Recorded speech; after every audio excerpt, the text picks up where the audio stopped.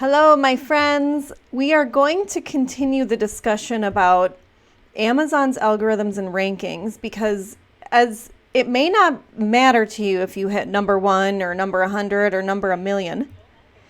I think it's important for you to understand that the rankings do help you. So what you can do to increase your book's ranking will help get your book in more hands, in more readers' hands, okay? So in my last video, we talked about Amazon's algorithms, and they are these kind of secret calculations, like magic that happens in the background of Amazon's, back room behind the curtains.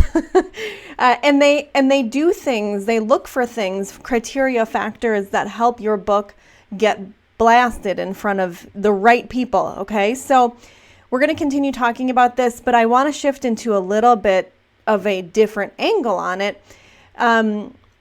You want to pay attention to the rankings, and here is why. Well, first of all, let me tell you what they are. If you are unaware of what a ranking is on the Amazon site, pull up one of your favorite books that can be purchased on the Amazon site, scroll down to the product the book details, and it'll show the publication date, the publisher, and all of that, number of pages. You'll see that it's listed as number fill in the blank in a particular category, number whatever in another category. Usually it lists 2 or 3 categories right there. Those are the main categories for that chosen book. And the author, when the author uploaded this book, they selected those categories. Remember, we talked about categories in another video. We went into detail on categories because they are that important for your book, I guess, the ultimate success of your book. So you may be wondering, well, what's a good ranking? What's a good ranking that I should be aiming for? What is a decent number for a self-published author? Now, obviously, if you're gunning for number 1, you're going to be selling more books than number 400,000, right? But is 400,000 bad? How out of how many, right? We don't know. So each category will have a number of books that apply that will get ranked. So for example, if you drilled down to the 15th layer in a particular category and you're looking at that very last layer, there may be only 47 books in that category. If you're ranked 47 out of 47, not good, right? If you're ranked 7 out of 47, that's better.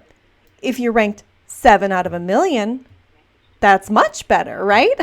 So I have not found a particular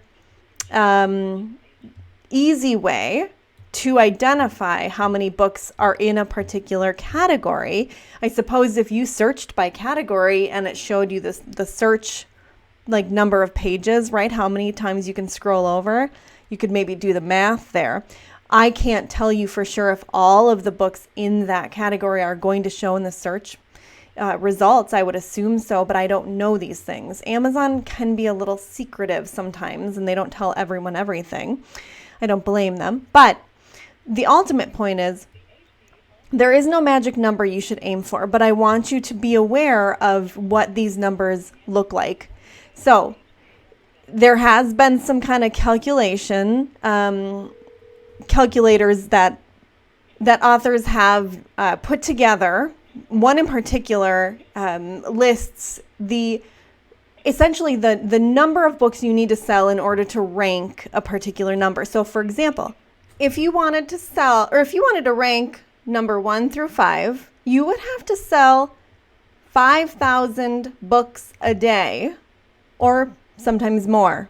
And again, this could be a really popular category. It could be somewhere in the middle, maybe less popular, more niche-y.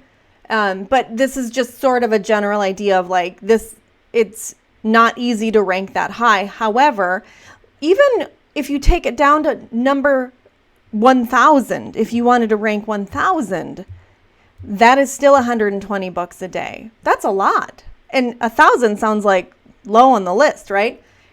To rank in the like 100,000s, it's like a book a day or less. So 50,000 is about 5 books a day. It depends on the category again, but you're getting the idea of rank, right? And here's the real big kicker. If you are in a category with a lot of competition, you're going to rank much lower. If you are in a category with little competition, you're going to rank much higher. But the higher you rank, the better or the more likely your readers are going to see your book within that category. That doesn't mean that you automatically are going to be seen everywhere else, but the higher you rank in more categories, the better. So it goes back to make sure that you are thinking of the best categories and do your research within those categories. Are you looking at tons of bestsellers, tons of competition? Are you looking at 75 books total that have sold 4 copies each, or, have very bad reviews, or like look at who else is in your categories. Okay. So that's a little bit about rankings. And now let's talk about why you should care. I talked about this in my last video when we discussed the algorithms, but essentially the better your book is ranked in a particular category, the more that your readers are able to see them, the better the algorithms are going to support your book. So the ranking isn't necessarily going to make or break your book, but the ranking is an indicator as to how well your sales are doing. And you want to make sure that if you are ranking, you aren't going up and down and up and down. You want more of a steady climb, steady sales. So we're going to talk about marketing in another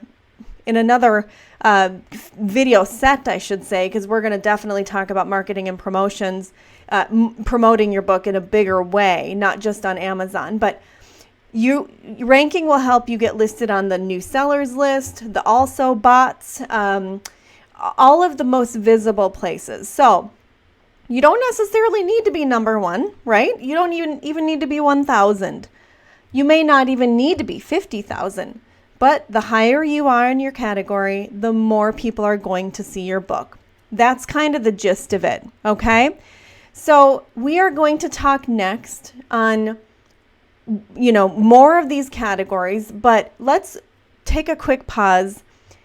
And if you truly want to hit number 1, just once, let me tell you what this looks like. Now, we talked about if you are trying to hit 1 through 5, you're going to need to, sell about 5,000 or so copies in one day. If you want to sustain that ranking, it's going to take a lot of work. But if you just want to hit number 1 once, let me tell you what that looks like.